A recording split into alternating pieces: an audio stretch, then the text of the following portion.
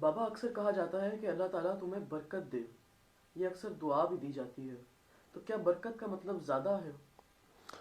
ہاں بیٹا، زیادہ ہے، کم میں زیادہ ہے۔ وہ کسی نے بڑا خوبصورت جملہ کہا ہے کہ کثرت ہو جانے میں زیادتی برکت نہیں ہے، بلکہ برکت ہو جانے سے کثرت ہے، زیادتی ہے۔ یعنی کم ہو لیکن زیادہ لگے، اس میں برکت ہو جائے۔ اور ہم تو اکثر دعا دیتے ہیں، سب کو غیر محسوس انداز میں برکت کی دعائیں دے رہے ہوتے ہیں۔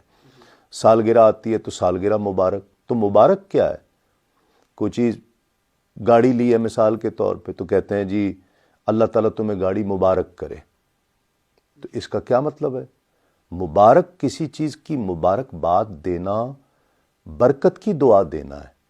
حقیقت میں ہم کہتے ہیں نا السلام علیکم ورحمۃ اللہ وبرکاتہ، یعنی اللہ تعالیٰ تمہیں سلامتیاں، رحمتیں اور اللہ کی برکت عطا فرمائے۔ تو یہ برکت اللہ کی نعمت ہے، اور یہ برکت اللہ کی جانب سے ہی ہے، اللہ کی بارگاہ سے ہی ہے جسے عطا ہو۔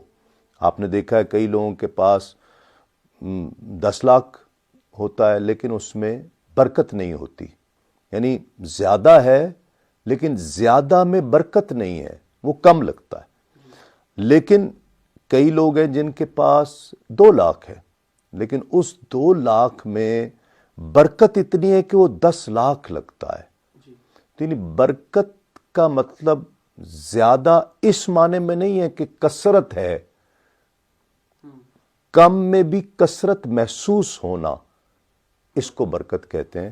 اور یہ اللہ تعالیٰ کی بہت بڑی نعمت ہے۔ برکت کی دعا کرنی چاہیے کہ اللہ ہمیں برکت عطا فرما۔ اللہ رب العزت نے بہت سے لوگوں میں، بہت سی چیزوں میں برکت رکھی ہے۔ تو برکت ہر چیز کی ہے، علم میں برکت، عمل میں برکت، کھانے میں برکت، عمر میں برکت، اولاد میں برکت۔